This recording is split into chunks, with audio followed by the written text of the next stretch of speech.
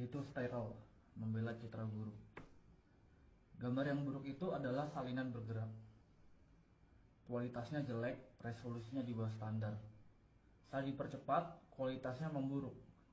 Itu adalah bayangan gambar, pratinjau, gambar bini, ide yang keliru, gambar keliling yang didistribusikan secara gratis, diperas melalui koneksi digital yang lambat, dikompresi, direproduksi, dirobek, diremix, serta disalin dan ditempel ke saluran distribusi lain.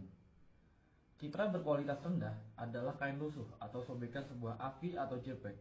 Kaum proletar rendahan dalam masyarakat kelas penampilan yang diberi peringkat dan dinilai berdasarkan resolusinya. Citra berkualitas rendah telah diunggah, diunduh, dibagikan, diformat ulang, dan diedit ulang. Ini mengubah kualitas jadi aksesibilitas, nilai pameran jadi nilai kultus, film jadi klip, kontemplasi menjadi gangguan. Citra tersebut dibebaskan dari brankas bioskop dan arsip dan didorong ke dalam ketidakpastian digital dengan mengorbankan substansinya sendiri. Citra berkualitas rendah cenderung ke arah abstraksi. Dia adalah ide visual dalam proses pembentukannya. Citra buruk tersebut merupakan generasi kelima yang ilegal, gambar asli yang terdistorsi. Silsilahnya meragukan. Nama filenya sengaja salah ija. Seringkali gambar ini melanggar warisan budaya, budaya nasional, atau bahkan hak cipta. Gambar ini diwariskan sebagai umpan, jebakan, indeks, atau sebagai pengingat akan bentuk visualnya di masa lalu. Gambar ini mengejek janji-janji teknologi digital. Tidak hanya seringkali terdegradasi hingga hanya menjadi buram yang terburu-buru. Bahkan orang pun ragu apakah gambar ini masih bisa disebut gambar sama sekali. Hanya teknologi digital yang mampu menghasilkan gambar yang begitu buruk seperti ini. Gambar yang buruk adalah hal yang lazim di zaman sekarang. Gambar-gambar yang terbuang dari layar, puing-puing produksi audiovisual, sampah yang terdampar di pantai ekonomi digital. Mereka menjadi saksi atas dislokasi, transfer, dan permintaan gambar yang penuh kekerasan. Percepatan dan peredarannya dalam siklus ganas kapitalisme audiovisual. Gambar-gambar yang buruk diseret ke seluruh dunia sebagai komoditas atau perwujudannya, sebagai hadiah atau sebagai anugerah. Mereka menyebarkan kesenangan atau ancaman kematian, teori konspirasi atau bajakan, perlawanan atau kebodohan. Gambar-gambar yang buruk menunjukkan hal yang langka, yang jelas, dan yang tak terbayangkan, yaitu jika kita masih mampu menguraikannya. 1. Resolusi rendah. Dalam salah satu film Woody Allen, karakter utamanya tampak buram. Ini bukan masalah teknis, melainkan semacam penyakit yang menimpanya. Citranya selalu kabur. Karena karakter Allen adalah seorang aktor, ini menjadi masalah besar. Ia tidak dapat menemukan pekerjaan. Kurangnya kejelasan citranya berubah menjadi masalah misteri. Kejernihan diidentifikasi sebagai posisi kelas, posisi yang nyaman dan istimewa. Sementara keburaman menunjukkan nilai seseorang sebagai sebuah citra. Namun, hierarki gambar kontemporer tidak hanya didasarkan pada ketajaman, tetapi juga dan terutama pada resolusi. Lihat saja toko elektronik manapun dan sistem ini, yang dijelaskan oleh Harun Faroqi dalam sebuah wawancaranya yang penting tahun 2007 menjadi sangat jelas. Dalam masyarakat gambar, peran sebagai toko unggulan. Di toko unggulan, sinema mengambil produk-produk kelas atas dipasarkan dalam lingkungan yang mewah. Turunan yang lebih terjangkau dari gambar yang sama beredar sebagai DVD, di televisi siaran atau daring, sebagai bentuk yang berkualitas buruk. Jelas, gambar beresolusi tinggi terlihat lebih cemerlang dan mengesankan, lebih mimikri dan magis, lebih menakutkan dan menggoda daripada gambar yang buruk. Bisa dibilang, gambar beresolusi tinggi lebih kaya. Kini, bahkan format konsumen pun semakin beradaptasi dengan selera para pencinta film dan penikmat estetika yang bersikeras menggunakan film 35 mm sebagai jaminan visualitas yang murni. Penekanan pada film analog sebagai satu-satunya media yang penting secara visual bergema di seluruh wacana tentang sinema, hampir tanpa mempedulikan nuansa ideologisnya. Tidak pernah menjadi masalah bahwa ekonomi produksi film kelas atas ini dan masih berakar kuat dalam sistem budaya nasional, produksi studio kapitalis, kultus kejeniusan yang sebagian besar laki-laki dan versi asli dan karenanya seringkali konservatif dalam struktur dasarnya. Resolusi diagungkan seolah-olah ketiadaannya sama dengan pengibirian sang pengarang. Pemujaan terhadap ukuran film mendominasi bahkan produksi film independen. Citra yang kaya tersebut menciptakan hierarki tersendiri dengan teknologi baru yang menawarkan semakin banyak kemungkinan untuk secara kreatif merusak citra tersebut. 2. Kebangkitan sebagai gambaran yang buruk. Namun, bersikeras pada penggunaan gambar yang kaya juga memiliki konsekuensi yang lebih serius. Seorang pembicara dalam konferensi esai film baru-baru ini menolak untuk menampilkan cuplikan dari karya Humphrey Jennings karena tidak tersedia proyektor film yang memadai. Meskipun pembicara memiliki pemutar DVD dan proyektor video standar, para hadirin dibiarkan membayangkan seperti apa tampilan gambar-gambar tersebut. Dalam kasus ini, ketidakjelasan gambar tersebut disebabkan oleh kurang lebih bersifat sukarela dan berdasarkan premis estetika. Tetapi hal ini menjadi padanan yang jauh lebih umum berdasarkan konsekuensi kebijakan neoliberal. 20 atau bahkan 30 tahun yang lalu, restrukturasi neoliberal produksi media mulai perlahan-lahan mengaburkan citra non-komersial, hingga pada titik di mana sinema eksperimental dan esai hampir tidak terlihat. Karena jadi sangat mahal, biaya untuk terus memutar karya-karya ini di bioskop sangat mahal, sehingga dianggap terlalu marginal untuk ditayangkan di televisi. Dengan demikian, karya-karya tersebut perlahan menghilang bukan hanya dari bioskop, tetapi juga dari ruang publik. Esai video dan film eksperimental sebagian besar tetap tidak terlihat kecuali beberapa pemutaran langka di Museum Film Metropolitan atau klub film yang diproyeksikan dalam resolusi aslinya sebelum menghilang lagi ke dalam kegelapan arsip.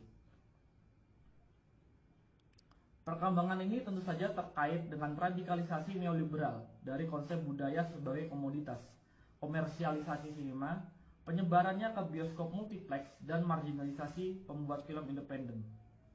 Hal ini juga terkait dengan restrukturasi industri media global dan pembentukan monopoli atas audiovisual di negara atau wilayah tertentu. Dengan cara ini, materi visual yang resisten atau non-konformis menghilang dari permukaan ke dalam ruang bawah tanah berupa arsip dan koleksi alternatif yang hanya dipertahankan oleh jaringan organisasi dan individu yang berkomitmen yang akan mengedarkan salinan VHS bajakan di antara mereka sendiri. Sumber untuk ini sangat langka. Kaset berpindah dari tangan ke tangan bergantung pada informasi dari mulut ke mulut di dalam lingkaran tertentu. Dari teman dan kolega. Dengan adanya kemungkinan untuk melakukan streaming video online, kondisi ini mulai berubah secara dramatis. Semakin banyak materi langka muncul kembali ke platform yang dapat diakses publik. Beberapa di antaranya dikurasi dengan cermat, contoh Ubu Web, dan beberapa hanya berupa tumpukan barang, yakni YouTube. Saat ini setidaknya ada 20 torrent esai film Chris Marker yang tersedia secara online. Jika Anda menginginkan retrospektif, Anda bisa mendapatkannya. Tapi, ekonomi gambar berkualitas rendah lebih dari sekedar unduhan. Anda dapat menyimpan filenya, menontonnya lagi, bahkan mengedit ulang atau memperbaikinya jika Anda merasa perlu, dan hasilnya beredar. File AVI buram dari karya-karya agung yang hampir terlupakan dipertukarkan di platform P2P semi rahasia. Video ponsel rahasia yang diselundupkan keluar dari museum disiarkan di YouTube. DVD sajian tontonan para seniman diperdagangkan. Banyak karya sinema avant-garde, esai, dan non-komersial telah dihidupkan kembali sebagai gambar berkualitas rendah, suka atau tidak suka. 3. Privatisasi dan pembajakan. Kemunculan kembali cetakan langka karya-karya sinema militan, eksperimental, dan klasik, serta seni video sebagai gambar berkualitas rendah memiliki makna tersendiri. Situasi mereka mengungkapkan lebih dari sekedar isi atau tampilan gambar. Hal ini juga mengungkapkan kondisi marginalisasi mereka, konstelasi kekuatan sosial yang menyebabkan peredaran mereka secara daring sebagai citra yang buruk. Gambar-gambar berkualitas buruk disebut berkualitas buruk karena tidak diberi nilai apapun dalam masyarakat kelas gambar. Statusnya sebagai gambar terlarang atau terdegradasi memberikan pengecualian dari kriteria tersebut. Kurangnya resolusi pada gambar-gambar tersebut membuktikan bahwa gambar-gambar itu telah dirampas dan dipindahkan. Jelas, Kondisi ini tidak hanya terkait dengan restrukturasi neoliberal produksi media dan teknologi digital, tetapi juga berkaitan dengan restrukturasi pasca sosialis dan pasca kolonial negara-negara bangsa, budaya mereka, dan arsip mereka. Sementara beberapa negara bangsa dibongkar atau runtuh, budaya dan tradisi baru diciptakan, dan sejarah baru dibangun. Hal ini jelas juga mempengaruhi arsip film dalam banyak kasus. Seluruh warisan cetakan film dibiarkan tanpa kerangka pendukung budaya nasionalnya, seperti yang pernah saya amati dalam kasus museum film di Sarajevo. Arsip nasional dapat menemukan kehidupan selanjutnya dalam bentuk toko penyewaan video. Salinan bajakan meremes keluar dari arsip tersebut melalui privatisasi yang tak terorganisir. Di sisi lain, bahkan perusahaan Inggris pun menjual isinya secara online dengan harga yang sangat tinggi. Seperti yang dicatat oleh Pod Woesun, citra buruk beredar sebagian karena kekosongan yang ditinggalkan oleh organisasi perfilman negara yang merasa terlalu sulit untuk beroperasi sebagai arsip 16 atau 35 mm atau untuk mempertahankan infrastruktur distribusi apapun di era kontemporer. Dari perspektif ini, citra buruk mengungkapkan penurunan dan degradasi esai film atau bahkan sinema eksperimental dan non-komersial apapun yang di banyak tempat dimungkinkan karena produksi budaya dianggap sebagai tugas negara. Privatisasi produksi media secara bertahap menjadi lebih penting daripada produksi media yang dikendalikan atau disponsori negara. Namun di sisi lain, privatisasi konten intelektual yang merajalela bersama dengan pemasaran online dan komodifikasi juga memungkinkan pembajakan dan pengambil alihan. Hal ini menimbulkan peredaran citra buruk. 4. Sinema yang tidak sempurna. Muncul citra yang buruk mengingatkan kita pada manifesto ketiga klasik untuk sinema yang tidak sempurna karya Juan Garcia Espinosa yang ditulis di Kuba pada tahun 1960-an. Espinosa berpendapat untuk sinema yang tidak sempurna karena menurutnya sinema yang sempurna secara teknis dan artistik mahir hampir selalu merupakan sinema reaksioner. Sinema yang tidak sempurna adalah sinema yang berupaya mengatasi pembagian kerja dalam masyarakat kelas. Ia menghubungkan seni dengan kehidupan dan sains, memburukkan perbedaan antara konsumen dan produsen, penonton dan pengarang.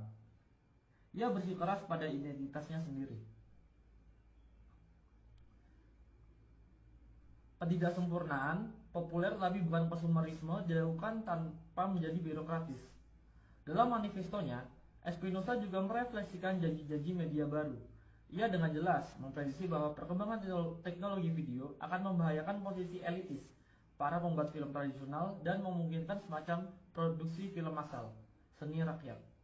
Seperti ekonomi gambar yang buruk, sinema yang tidak sempurna mengurangi perbedaan antara penulis dan penonton serta menggabungkan kehidupan dan seni.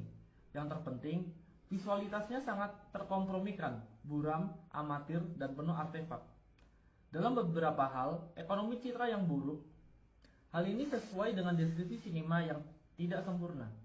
Sementara deskripsi sinema yang sempurna lebih mewakili konsep sinema sebagai toko unggulan. Namun, sinema yang tidak sempurna, yang nyata dan kontemporer, jauh lebih ambivalen dan afektif daripada antisipasi Espinosa.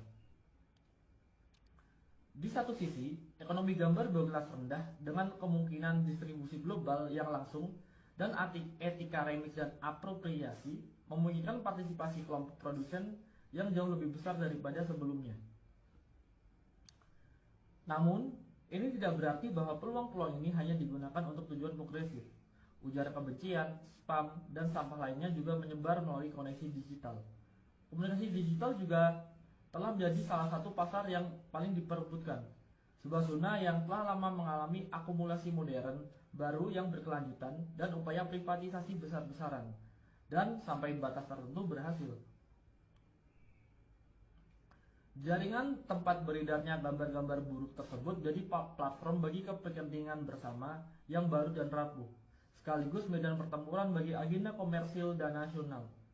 Jaringan tersebut memuat materi eksperimental dan artistik, tetapi juga sejumlah besar pornografi dan paranoia. Meskipun wilayah citra berkualitas rendah memungkinkan akses ke citra yang terpinggirkan, wilayah ini juga dipenuhi oleh teknik komodifikasi paling canggih. meskipun memungkinkan partisipasi aktif pengguna dalam pembuatan dan distribusi konten. Platform ini juga melibatkan mereka dalam produksi. Pengguna menjadi editor, kritikus, penerjemah, dan penulis bersama dari gambar-gambar berkualitas rendah. Dengan demikian, gambar yang buruk adalah gambar yang populer, gambar yang dibuat dan dilihat oleh banyak orang. Mereka mengekspresikan semua kontradiksi dari kerumunan kontemporer, oportunisme, narsisme, keinginan akan otonomi dan kreasi, ketidakmampuan untuk fokus atau mengambil keputusan, kesiapan konstan untuk melanggar dan sekaligus tunduk. Secara keseluruhan, citra-citra buruk tersebut menyajikan gambaran sekilas tentang kondisi afektif kerumunan, neurosis, paranoia, dan ketakutan, serta keinginan akan intensitas kesenangan dan pengalihan perhatian. Kondisi citra-citra tersebut ini bukan hanya tentang transfer dan pemformatan ulang yang tak terhitung jumlahnya, tapi juga tentang banyaknya orang yang cukup peduli untuk mengkonversinya berulang kali, menambahkan subtitle, mengedit ulang, dan mengunggahnya. Dalam konteks ini, mungkin kita perlu mendefinisikan ulang nilai sebuah gambar, atau lebih tepatnya menciptakan perspektif baru untuknya. Terlepas dari resolusi dan nilai tukar, kita dapat membayangkan bentuk nilai lain yang didefinisikan oleh kecepatan, intensitas, dan penyebaran. Gambar yang buruk adalah buruk karena sangat terkompresi dan menyebar dengan cepat. Gambar tersebut kehilangan materi dan memperoleh kecepatan. Tetapi gambar tersebut juga mengekspresikan kondisi dematerialisasi yang tidak hanya dimiliki oleh warisan seni konseptual, tetapi terutama oleh mode produksi semiotik kapital, seperti yang dijelaskan oleh Felix Guattari, mendukung penciptaan dan penyebaran paket data yang ringkas dan fleksibel yang sangat diintegrasikan ke dalam kombinasi dan rangkaian yang semakin baru.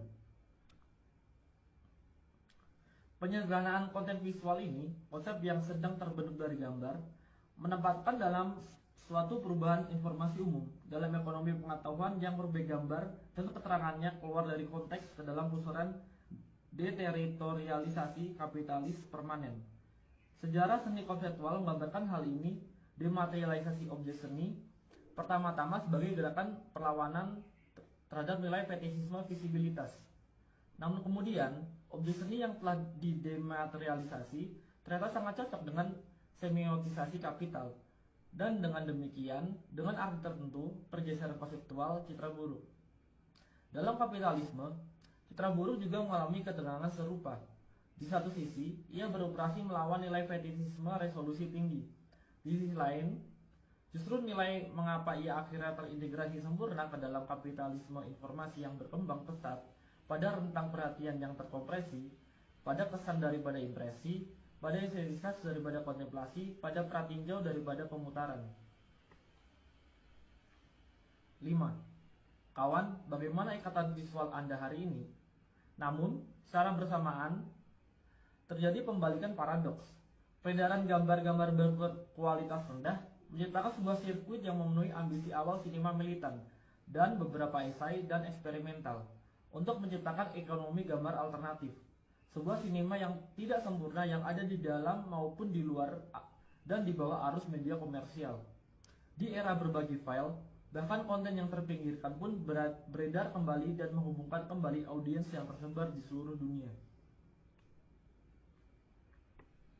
Citra buruk tersebut dengan demikian membangun anonimitas. Jaringan global menciptakan sejarah bersama. Ia membangun aliansi saat menyebar, memicu menerjemahkan atau salah tafsir, dan menciptakan publik serta debat baru. Dengan kehilangan substansi visualnya, ia mendapatkan kembali sebagai kekuatan politiknya dan menciptakan aura baru di sekitarnya. Aura ini tidak lagi didasarkan pada kekekalan asli, tetapi pada sifat sementara salinannya. Ia tidak lagi berlabuh ke dalam ruang publik klasik yang dimediasi dan didukung oleh kerangka negara bangsa atau korporasi, tetapi mengambang di permukaan kumpulan data yang sementara dan meragukan.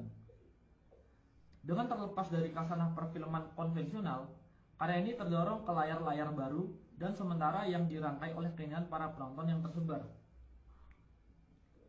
Oleh karena itu, peredaran gambar-gambar yang buruk menciptakan ikatan visual. Demikian jika Vertov pernah menyebutnya. Ikatan visual ini menurut Vertov dimaksudkan untuk menghubungkan para pekerja di seluruh dunia satu sama lain. Ia membayangkan semacam bahasa adamik visual komunis yang tidak hanya dapat memberi informasi atau menghibur, tapi juga mengorganisir para penontonnya. Dalam arti tertentu, mimpinya telah menjadi kenyataan, meskipun sebagian besar di bawah kekuasaan kapitalisme informasi global yang audiensnya terhubung hampir secara fisik melalui kegembiraan bersama keselarasan afektif dan kecemasan. Namun, ada juga peredaran dan produksi gambar berkualitas rendah yang dihasilkan oleh kamera ponsel, komputer rumahan, dan bentuk distribusi yang tidak konvensional. Koleksi optiknya, penyusunan kolektif sebagai file atau sirkuit distribusi akar rumput, mengungkapkan hubungan yang tidak menentu dan kebetulan antara para produsen dimanapun yang secara bersamaan membentuk audiens yang tersebar.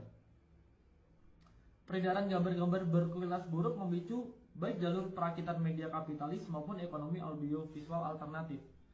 Selain banyak kebingungan dan keheranan, hal ini juga berpotensi menciptakan gerakan pemikiran dan pengaruh yang mengganggu. Peredaran gambar berkualitas rendah dengan demikian memulai babak lain dalam dianologi histori sirkuit informasi nonkonformis, Ikatan Visual Vertov, pedagogi pekerja internasionalis yang dijelaskan oleh Peter Weiss dalam The Aesthetic of Resistance, sirkuit sinema ketiga, dan trikontinentalisme, pembuatan film dan pemikirnya yang tidak berpihak. Gambar berkualitas rendah, betapapun ambivalennya statusnya, dengan demikian mengambil tempat dalam dianologi pamflet yang disalin karbon, film agitprop kereta api, majalah video bawah tanah, dan materi nonkonformis lainnya, yang secara estetika sering menggunakan materi berkualitas rendah. Selain itu, hal ini juga mengaktualisasikan kembali banyak gagasan historis yang terkait dengan sirkuit-sirkuit ini, antara lain gagasan Vertov tentang ikatan visual. Bayangkan seseorang di masa lalu dengan baret bertanya kepada Anda, "Kawan, apa ikatan visual Anda hari ini?" Anda mungkin menjawab, "Ini adalah tautan ke masa kini." 6. Sekarang, citra buruk tersebut mewujudkan nasib setelah kematian banyak mahakarya sinema dan seni video di masa lalu. Karya-karya tersebut telah diusir dari surga terlindungi yang tampaknya pernah menjadi milik sinema. Setelah dikeluarkannya dari arena budaya nasional yang terlindungi dan seringkali proteksionis, dibuang dari peredaran komersial, karya-karya ini menjadi pengembara di tanah tak bertuan digital, terus-menerus mengubah resolusi dan formatnya, kecepatan dan medianya, bahkan terkadang kehilangan nama dan kredit di sepanjang jalan. Sekarang banyak dari karya-karya ini kembali sebagai gambar yang buruk, saya akui. Tentu saja orang bisa berpendapat bahwa ini bukanlah yang asli, tetapi kemudian, tolong siapapun, tunjukkan kepada saya yang asli. Citra buruk tersebut bukan lagi tentang hal yang sebenarnya yang asli dan orisinal. Sebaliknya, ini tentang kondisi eksistensinya yang nyata, tentang sirkulasi kerumunan, penyebaran digital, temporalitas yang terpecah-pecah dan fleksibel. Ini tentang pembangkangan dan mengappropriation, sama seperti tentang konformisme dan eksploitasi. Singkatnya, ini tentang realitas.